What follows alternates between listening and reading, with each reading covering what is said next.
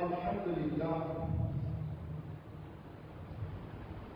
উপস্থিত সম্মানিত পৃথিবীর মুরব্বিয়ান, সহসভারা, পর্দা অবস্থায় অবস্থানরত অত্যন্ত সত্যি সরলা দিনদার মুত্তাকি ঈমানদার আমার মা ও বোনেরা, আমার স্ত্রীর ছোট বোনেরা, সকলকে জানায় আমার পক্ষ থেকে আন্তরিক মোবারক সালাম। আসসালামু আলাইকুম ওয়া রাহমাতুল্লাহ।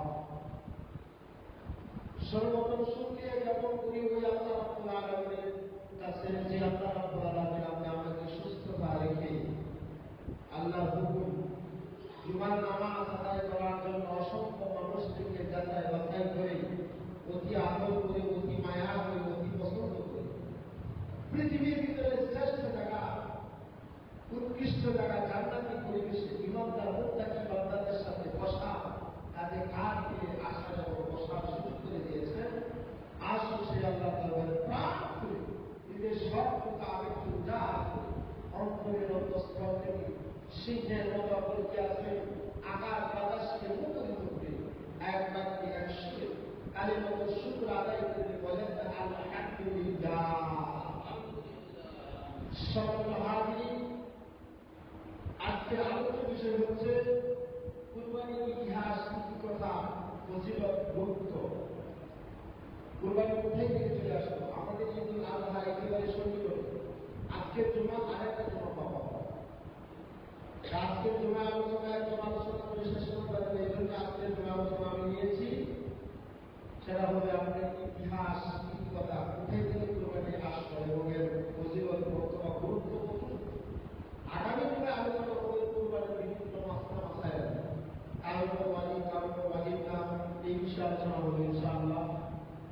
আজকে আলোচনা হবে কুরবানির ইতিহাস, কথা। যেহেতু ঈদুল আযহা আমাদের একেবারে সন্নিকট, প্রিয় ভাইরা আমার, কুরবানি এটা কুরবানি শব্দটি আরবি শব্দ। এর আবিধানিক দৃষ্টিকোণ থেকে কুরবানি থেকে দেওয়া হয়েছে। এর অর্থ হল নৈকট্য হাসিল করা, রেজামতি হাসিল করা, আল্লাহ সন্তুষ্টি অর্জন করার জন্য পশুকে জবাই করা, অর্থাৎ মনুষ্যত্বকে পশুত্ব থেকে মনুষ্যত্ব থেকে নিয়ে আসা, আল্লাহর নৈকট্য হাসিল করা, আল্লাহ সন্তুষ্টি অর্জন করা। ইসলামী শরীয়তের পরিভাষায় কুরবানি করা হয় নির্দিষ্ট প্রাণী নির্দিষ্ট সময়ে, অর্থাৎ চতুষ্পদ যেমন আগে আল্লাহ সন্তুষ্টির জন্য আল্লাহর রাস্তে হালাল প্রাণী জবাই করার নামটা হল কুরবানি। এই কুরবানি আমরা জানি ইব্রাহিম আলাইহিস সালামের কুরবানিকে আমরা অনুসরণ করি, সুন্নাত আবিদ ইব্রাহিম। কিন্তু এর আগে কুরবানির ইতিহাস কথা রয়েছে। পৃথিবীর প্রথম মানুষ সূচনারম্ভে যে সময় ছিল আদম আলাইহিস সালাম এবং তার সহধর্মিণী হাওয়া আলাইহিস সালাম, এই পৃথিবীর প্রথম মানুষ ছিলেন, আর কোন মানুষ ছিল না। প্রিয় ভাইরা আমার, আল্লাহ যখন সৃষ্টি করেন, পৃথিবী সৃষ্টি করার পরে পৃথিবীর জমিনে প্রথম মানুষ হিসাবে আগমন করেন আমাদের আদি পিতা হযরত আদম আলাইহিস সালাম এবং আদি মাতা হাওয়া আলাইহিস সালাম। তখনকার নিয়ম বিধান ছিল যে জোড়ায় জোড়ায় সন্তান জন্মগ্রহণ করবে, একটি ছেলে একটি মেয়ে। কারণ তাহলে বংশ বিস্তার কিভাবে হবে? আদম আলাইহিস সালামের অর্থাৎ তার স্ত্রী হাওয়া আলাইহিস সালামের গর্ভ থেকে আপনার একটি ছেলে সন্তান আর একটি কন্যা সন্তান জন্মগ্রহণ। প্রথম সন্তানের নাম ছিল কাবিল এবং তার সাথে আরেকটা কন্যা সুন্দরী বোন মেয়ে জন্মগ্রহণ। এর পরবর্তী সময়ে আরো দুটি সন্তান হাওয়া আলাইহিস সালামের সন্তান নাম, হাওয়া আলাইহিস সালামের গর্ভ থেকে আরো দুটি সন্তান আপনার জন্মগ্রহণ হল। একটির নাম রাখলেন হাবিব, আরেকটির নাম রাখলেন অন্য একটি নাম। সেই মেয়েটি আপনার তার সাথে জন্মগ্রহণ করে একেবারে বিশ্রী কালো। তখনকার নিয়ম বিধান ছিল যার সাথে যে মেয়েটা জন্মগ্রহণ করছে, যে ভাইয়ের সাথে যে পুরুষটা, এটা হল পরস্পর একে অপরের বিবাহ করে হার। তখন তার কোনো মানুষ ছিল না। পরবর্তী প্রজন্মে তার সাথে যে জন্মগ্রহণ করছে তখনকার সময়ে ওই বড় ভাইয়ের সাথে যে মেয়েটা জন্মগ্রহণ করছে ওই ছোট ভাইয়ের সাথে আপনি তার সাথে বিবাহ করবেন। আপনার বড় ভাইয়ের সাথে আমাদের ছোট বোনের ছোট ভাইয়ের সাথে যে মেয়ে জন্মগ্রহণ করছে তার সাথে বিবাহ করা হবে। এটা ছিল তখনকার বিধান, তখনকার শরীয়ত বিধান। কিন্তু আমাদের বর্তমান সময়ের শরীয়ত ভিন্ন রকম। মোহাম্মদ সাল্লাল্লাহু আলাইহি ওয়াসাল্লামের শরীয়ত আল্লাহর প্রদত্ত যে নিয়ামত শরীয়ত এটা অন্যরকম। তখনকার কোনো মানুষ ছিল না। প্রিয় ভাইয়েরা আমার, তখনকার সময়ে এই ঘটনা ঘটল। তখন কাবিল বলল, না, আমার সাথে যে মেয়েটা জন্মগ্রহণ করছে যে আমি তাকে বিবাহ করব। তখন আল্লাহ রাব্বুল আলামিনের নির্দেশ দিলেন, দুই ভাইয়ের মধ্যে লাগলো ঝগড়া। বড় ভাই বলতেছে না, আমি এটা মেনে নেব না। ছোট ভাই ছিল একটু আল্লাহওয়ালা এবং আপনার আল্লাহ ভক্ত, আর বড় ভাই ছিল টুকরো মেজাজ। এই কাবিলের বংশধর থেকে আপনার কাফের মুশরিক আস্তে আস্তে এইভাবে বিস্তার শুরু হতে লাগলো। কাফের মুশরিক এবং বিভিন্ন আস্তে আস্তে অপন্ন হয়ে গেল। সূরাতুল মাইদা ২৭ নম্বর আয়াতে আল্লাহ বলেন, ওয়াতুলু আলাইহিম নাবা আদাম বিল হক ইয কাররাবা কুরবানান ফাতুকবিলা মিন আহাদিহিমা ওয়া লাম ইউতাকাব্বাল মিনাল আখর। আল্লাহ রাব্বুল আলামিন মুহাম্মদুর রাসূলুল্লাহ সাল্লাল্লাহু আলাইহি ওয়াসাল্লামকে বললেন, আপনি জানালেন মানুষদেরকে আদম আলাইহিস সালামের দুই সন্তানের কথা। ওয়াতুলু আলাইহিম নাবা পাঠ করে শোনান। আদম বিল হক, আদম আলাইহিস সালামের সন্তানদের সত্য ঘটনাটা আপনি মানুষদেরকে জানালেন। ওয়াতুলু আলাইহিম নাবা আদম বিল হক ইয কাররাবা, তাদের উভয় কুরবানি করলেন। কাররাবা কুরবানান, তারা উভয় কুরবানি করল। ওয়ালাম তাকাব্বাল মিনাল আখির, তাদের একজনের কুরবানি কবুল হলো, আরেকজনের কুরবানি আল্লাহ তাআলা কবুল করলেন না।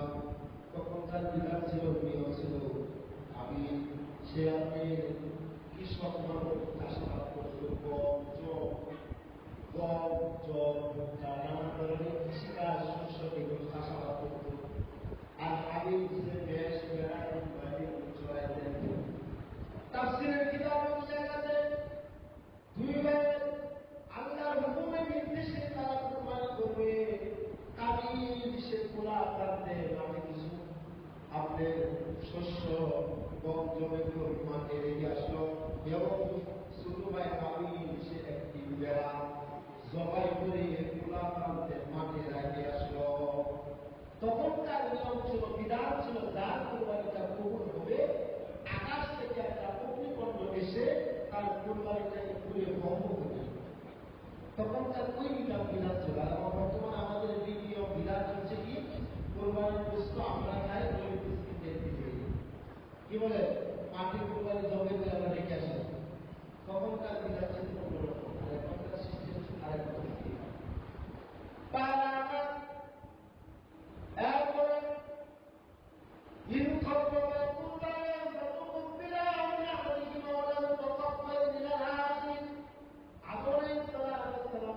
সন্তান যখন কুরবানি করলো, তাদের যখন টাকা হলো, একজনের কুরবানি আল্লাহ কবুল করলেন, আরেকজনের কুরবানিটা কবুল করলেন না। এবার রাগের কথায় কাবিল বলল, আমি তোমার হত্যা করব। বড় ভাই ছোট ভাইয়ের কাছে আমি তোমার হত্যা করব। রাগে তার কুরবানি কবুল হয় নাই,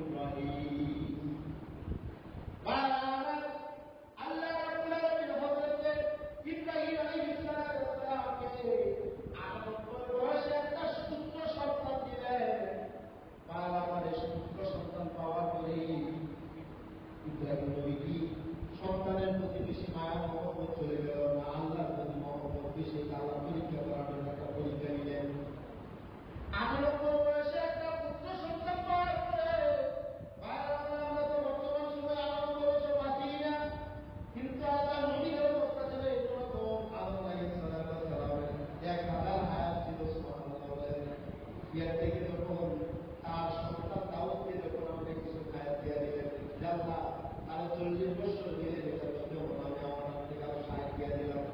দেওয়ার পরে টাইম পরে হাত রেখে এসে হাজির হয়ে গেল। আপনার সময় না হয় আপনি কাম করছেন, আরো মিলে যেতে আলাদা না, আমার তো হায় দেখা যাবে না। আপনি তো আপনার সন্তানকে 60 বছর হায়াত আপনি দিয়ে দিচ্ছেন, এটা আমার মনে নাই। এই জন্য তখন একটা বিরাট ছিল লিখে রাখবেন, যে কোন কাজ কাম করবেন, লেনদেন করবেন, লিখে রাখবেন। মানুষের মুখে অনেক কিছু মনে থাকে না, শয়তান ভুলে দেয়। তখন থেকে একটা মাথা হলো, আপনি যা কোনো লেনদেন করবেন, যা কিছু করবেন, আপনি আপনার উপায় ব্যবসায় করবেন, লিখে রাখবেন। লিখে রাখা মানুষ বুঝতেই পারে, বলে মাত্র মানুষকে ভুলাই দেয়। যাই দিকে যাচ্ছে না, যে কথাটা হলো ইব্রাহিম আলাইহিস সালাম 18 বছর বয়সে পুত্র সন্তান পেলেন। এবার আল্লাহ রাব্বুল আলামিন ইব্রাহিম নবীর সামনে দেখালেন, ও ইব্রাহিম, তুমি তোমার প্রিয় বস্তু কুরবানি করো।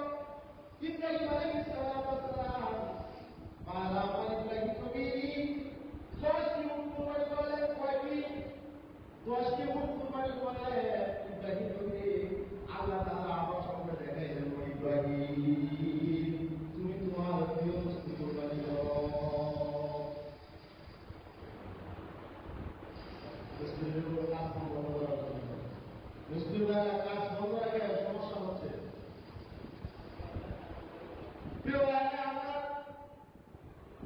ইব্রাহিম নবী আল্লাহ আমার সামনে দেখাইলেন, ও ইব্রাহিম, তুমি তোমার প্রিয় বস্তু কুরবানি করো। ভাইরা, ইব্রাহিম আলাইহিস সালামের মধ্যে 100 কুরবানি করলেন, কয়টা কুরবানি করলেন? 100 কুরবানি করলেন। আবার আল্লাহ সামনে দেখাইলেন। ইব্রাহিম নবী চিন্তা করলেন, আমার তো প্রিয় বস্তুর মধ্যে ইসমাইল ছাড়া আর কিছু হতে পারে না। এটার একটা অন্য কাছে আছে। আরেকটা অন্য আছে,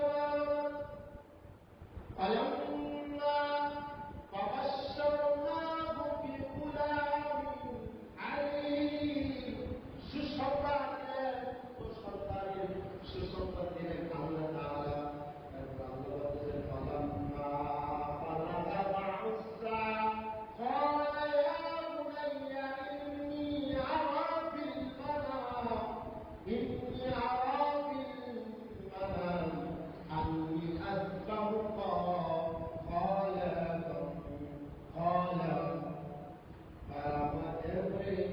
ইব্রাহিম আলাইহিস সালাম তার সন্তানকে বললেন ইসমাইলকে। ইসমাইলের বয়স যখন 7 অথবা 12, চলাফেরার বয়স কত, তার বাবার সাথে উঠা বসা চলাফেরা বয়স উত্তীর্ণ হলেন, এরকম বয়স 12 বছর আপনার কাছে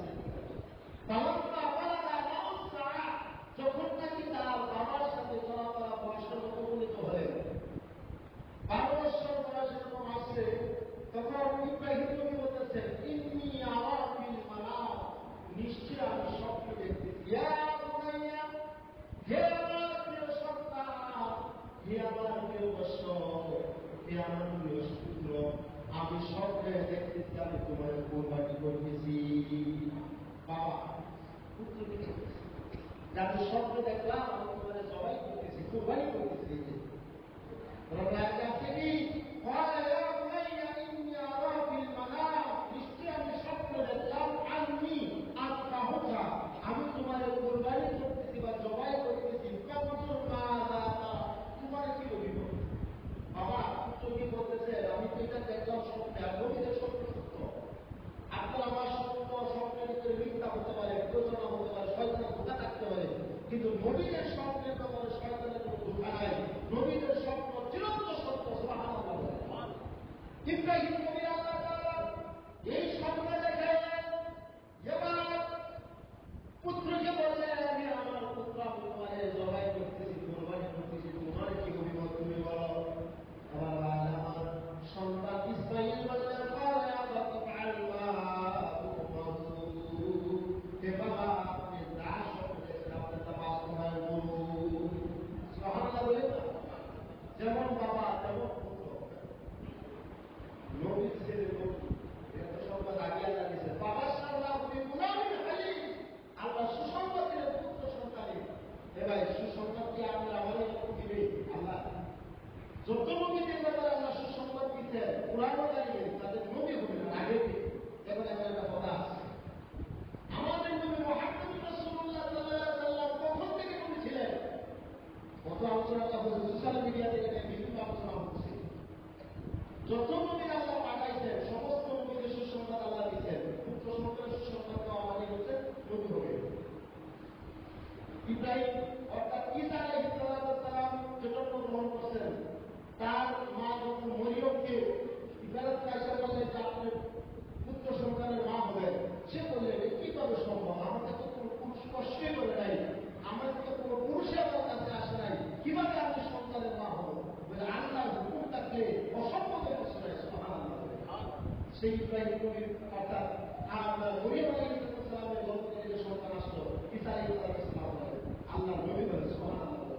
সমস্ত নবীরা উৎপীড়িত হয়েছেন, তারা ইংলিশ যত কিনা আমাদের সবাই বলছেন যে এমন একজন নবী আগমন করবে, নবী করবে, এই কথা বলে না, এমন একজন মানুষ আসবে মুহাম্মদ আলী, এই কথা বলছে না, এমন একজন নবী আগমন করবে, আগে আমাদের নবী, যে নবীর কথা সমস্ত নবীরা বলে আছে, সেই নবী হল মুহাম্মদ রাসূলুল্লাহ সাল্লাল্লাহু আলাইহি ওয়াসাল্লাম। তাহলে 40 বছর পরে নবী না, আগে থেকে আল্লাহ বানায় রাখছেন, আগে থেকে নবী বানায় রাখছেন, আগে রাখতে কারণ হলো 40 বছরে আল্লাহ তাআলা নবীর উপরে কিতাব নাযিল করতেন, নবুয়ত প্রকাশ করতেন, কিন্তু আগে আল্লাহ নবী বানায় রাখছেন আমার নবী।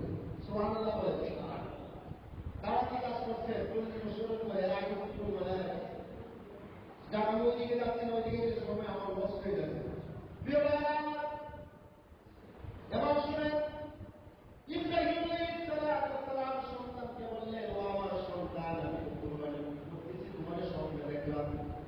ইসমাঈল আলাইহিস সালাম বললেন, আপনি আপনার কাজ বাস্তবায়ন করুন, সাতাজিদুনি ইনশাআল্লাহ, নিশ্চয় আপনি আমাদের ধৈর্যশীলদের অন্তর্ভুক্ত হবেন। সুবহানাল্লাহ বলেন। সাতাজিদুনি ইনশাআল্লাহ মিনাস সাবিরিন, নিশ্চয় আমার আপনি ধৈর্যশীলদের অন্তর্ভুক্ত পাবেন।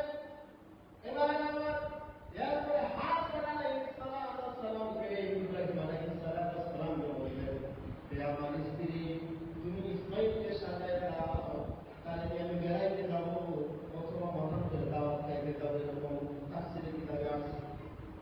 আদম আলাইহিস সালাম তার সন্তান ইসমাঈলকে সাজায় দিলেন, কিন্তু বাপ্পাটা কোথায় যাবে? মিনার প্রান্তরে কুরবানি করার জন্য।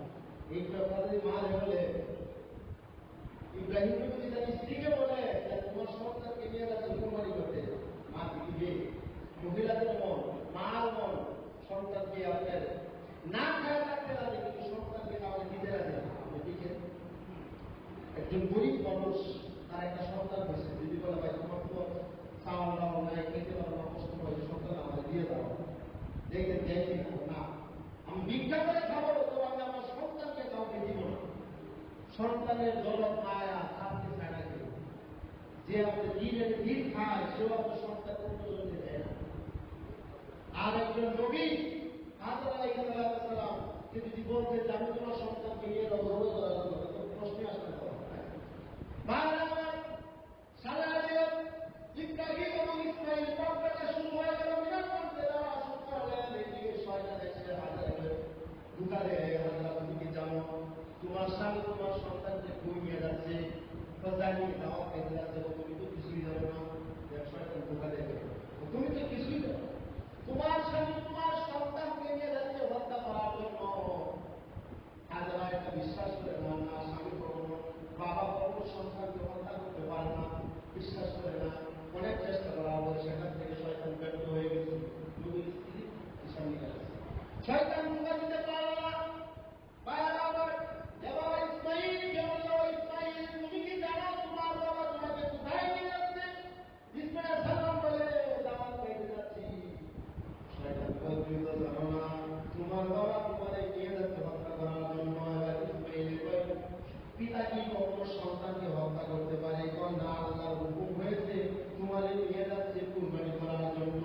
ইসমাঈল বলে, যে আল্লাহ যে আল্লাহ আমার দেহরে কবুল করেছে, একবার নয় দুইবার নয়, আমি 1000বার কুরবানি হইতে রাজি আছি। সুবহানাল্লাহ। একবার নয় দুইবার নয়, 1000বার কুরবানি হইতে রাজি আছি। শয়তান এমন ব্যর্থ, এখানে আসছে 3 জায়গায় শয়তান ঢোকা ছিল হক ব্যাটারে,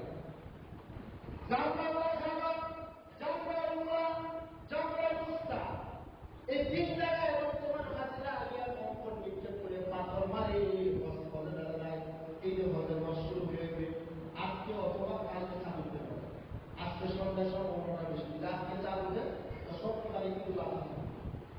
পরে উঠে রান্না বাড়ি চলে যাবে, এগুলো আত্মসম্পর্ক থাকতে পারে। আর যদি সৌদি আরবে আপনার এইভাবে আপনার ক্যালেন্ডার হিসাবে বলে আছে। যাই হোক, হাজির আপনার হজ করতে গিয়ে সে জায়গায় আপনার জামরায় পুরা 7টি কঙ্কর মারে, জামরাত আকাওয়া 7টি কঙ্কর, জামরায় পুরা 7টি কঙ্কর, জামরা উস্তা 7টি কঙ্কর। এই 3 শাখা 21টি কঙ্কর ইসমাইল ও ইব্রাহিম বাপ বেটা মিলিয়া শয়তানকে আপনার কঙ্কর করছিলেন। সুবহানাল্লাহ। এই 3 জায়গায় শয়তান ঢুকা দিচ্ছে, 3 জায়গায় 7টা করে কঙ্কর মানে 3 শাখা 21টা কঙ্কর নিক্ষেপ করছে। বর্তমান ভাতারা হজ করতে যায় হাজিরা, তাদের জন্য এটা ওয়াজিব হয়ে গেছে। এরকম কোনো নিক্ষেপ করতেই হবে শয়তানের উদ্দেশ্যে না। সুবহানাল্লাহ বলে। প্রিয় আমার এবার দেখেন কি হলো, ইব্রাহিম আলাইহিস সালাম সন্তান ইসমাইলকে যখন মিনার প্রান্তরে নিয়ে গেলেন, এবার মিনার প্রান্তরে যখন নিয়ে যাওয়ার পরে এবার ইসমাইল বললেন, আব্বা জান আমার কয়টা কথা আপনি ভালো করে মনোযোগ সহকারে শ্রবণ করুন। তো কি বুঝছো তুমি, বলো কি কথা বলতে চাও? ও বাবা, আপনি আমাদের জবাই করবেন, আমার কোনো আফসোস নেই। আপনি আমাদের কুরবানি করবেন, আমার কোনো আফসোস নাই। সত্য হলে আপনি একটু কাজ করেন, আপনার শরীরটা ভালো করে দান করে দেন। কারণ মৃত্যুর যন্ত্রণা বড় কঠিন যন্ত্রণা, যদি আমি বলা আমার তার না কাটে। আর আমার চক্ষুগুলো আপনার চক্ষুগুলো ভালো করে বেঁধে নিই।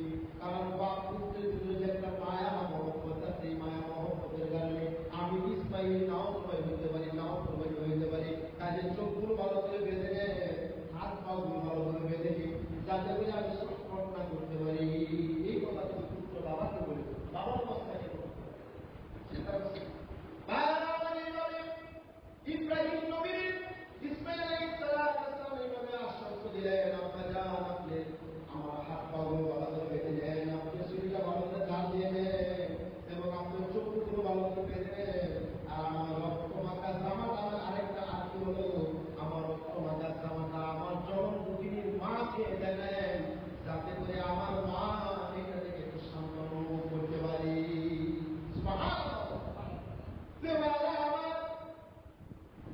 ইব্রাহিম আলাইহিস সালাম এবার সন্তান পুত্রকে শোয়া দিলেন, কুরবানি করবে। বর্তমানে আমাদের কুরবানি করতে শরীরটা ভালো করে দান দেয় না, আমাদের দান দিয়ে কুরবানি করি। যেমন দূরের হাত পাটা ভালো করে বেঁধে নিই আমরা, যাতে করে দূরটা সংকট না করি, কুরবানিটা সহজভাবে করতে পারি। এই বলে ইব্রাহিম নবী যখন ছুরি চালায়া দিলাম, আল্লাহ বলেন আল্লাহ ডাকলেন ইয়া ইব্রাহিম, ফানাদাইনা ইয়া ইব্রাহিম সাদদাকনা ইয়া হে ইব্রাহিম, তুমি তোমার স্বপ্নের সত্যায়ন করেছো, তুমি সুসংবাদ তোমার জন্য তুমি বাস্তবায়ন করেছো, তুমি পরিপূর্ণ হয়ে গেছো। সুবহানাল্লাহ। যখন শোয়া গেল ইব্রাহিম আলাইহিস সালাম ছুরি চালাইলেন, একবার না দুইবার নয়, বারবার চেষ্টা করলেন, বলা কাজে না, ভিতরে টুকরা করে দেওয়া হয়েছে ছুরি দিতে, কাছে কিভাবে আছে। আর ছুরিটা একবার পেছন দিয়ে ইব্রাহিম নবী নিক্ষেপ করলেন, পিছনে একটা বিশাল পাথর ছিল, এটা দ্বিখণ্ডিত হয়ে গেল। ছুরিটা আবার আবার গলায় ছুরি চালাইলেন, কাছে না। আল্লাহ তাআলা জিবরাইল আমিনকে ডাক দেওয়া, ইব্রাহিম যাও জান্নাত থেকে একটা তুফা নিয়ে যাও। ইব্রাহিম নবী পরীক্ষায় পাশ হয়ে গেছে। ইসমাইলকে ছুরি থেকে টানতে সরায়, তুফাটাকে ইব্রাহিমের ছুরি নিচে ধরে দাও। সুবহানাল্লাহ। ইব্রাহিম আলাইহিস সালাম যখন ছুরি চালাইলেন, জিবরাইল আমিন জান্নাত থেকে তুফা নিয়ে আসে ইসমাইলকে সরায়। ইব্রাহিম ছুরির নিচে যখন তুফা ধরে দিলেন, কুরবানি যখন হয়ে গেল, তাকবীর দিতে শুরু করলেন পাশে পিছন দিয়া। এবার বললেন, কে তুমি? নিশ্চয় আশ্চর্যবোধ করছো যে আমি আমার পুত্রকে কুরবানি করতেছি। আশ্চর্যবোধ করার কিছুই না, নিশ্চয়ই তুমি আল্লাহর রহমতের ব্যবস্থা হবে। এই মিনার প্রান্তরে তো আমি এবং আমার পুত্র ইসমাইল ছাড়া আর কেউ নাই। দেখো কিভাবে আমার সন্তানকে আমি কুরবানি দিতে আল্লাহর মুখে কোনো সমস্যা নাই।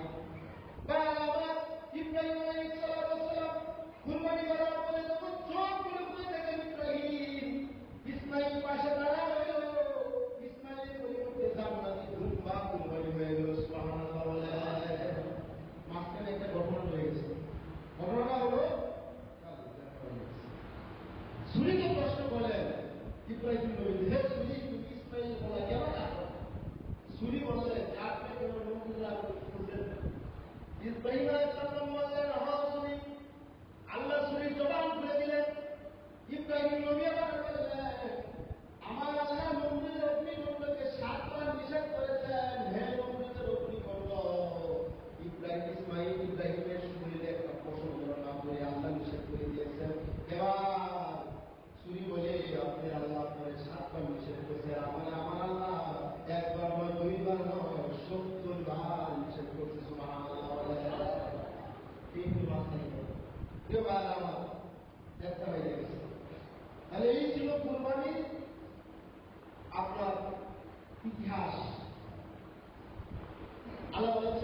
সূরা 34 নম্বর আয়াত ওয়ালিকুল্লি উম্মাতিন জাআলনা মানসাকা ইয়াযকুরুল্লাহ আলামা রাযাকাহুম মিন বাইনাতিল আনআম আল্লাহ তোমাদের জন্য চতুষ্প জন্তুকে জবাই করার জন্য হালাল করে দিয়েছে আল্লাহ قل إن صلاتي ونسكي ومحياي ومماتي لله رب العالمين বলুন আমার নামাজ আমার হায়াত আমার মওত আমার কুরবানি রাত সব একমাত্র আল্লাহ রাব্বুল আলামিনের জন্য সুবহানাল্লাহ। প্রিয় ভাইরা আমার আগামী দিনে আলোচনা হবে কুরবানির বিভিন্ন মাসলা কুরবানি কার উপর ওয়াজিব কার উপর ওয়াজিব কেমন পশু দ্বারা কুরবানি করা হয় এরপরে বিভিন্ন আচার আকিদা কুরবানি আকিদা কিভাবে দিবেন মানবত কুরবানি কিভাবে করবেন সেটা বিভিন্ন আপনার আলোচনা আসবে ইনশাআল্লাহ। যদি আল্লাহ সুস্থ রাখেন এবং হায়াতে বাঁচিয়ে রাখেন পুঙ্খানুপুঙ্খানুভাবে আপনারা যদি ইনশাআল্লাহ আগে আসবেন আমিও চেষ্টা করবো আগে থেকে আসা কিন্তু আরেকটা জমা আমরা পাবো অনেক ব্যাপক আলোচনা সেই জন্য কিছু ফজিলত সেখানে আলোচনা হবে আপনার যদি আসি কিভাবে ইতিহাসটা হবে ওই দিন আমাদের মাত্রা মাসাইল হবে ইনশাআল্লাহ আর হলো আপনাদের কুরবানির গুরুত্ব ফজিলত হবে। আল্লাহ তাআলা আমাদের সকলকে যারা কুরবানি দেওয়ার জন্য বিশ্বস্ত করেছেন যেন আল্লাহ সকলকে যেন সে কুরবানি করবো না আমিন। আরেকটা বলে দিচ্ছি যদি চার পুছে এই চার পূজার পর থেকে নিয়ে আপনি ঈদ পর্যন্ত কুরবানি করার আগ পর্যন্ত মাথার চুল আপনার লোক দাড়ি অর্থাৎ মুখ কোনো কিছু কাটবেন না।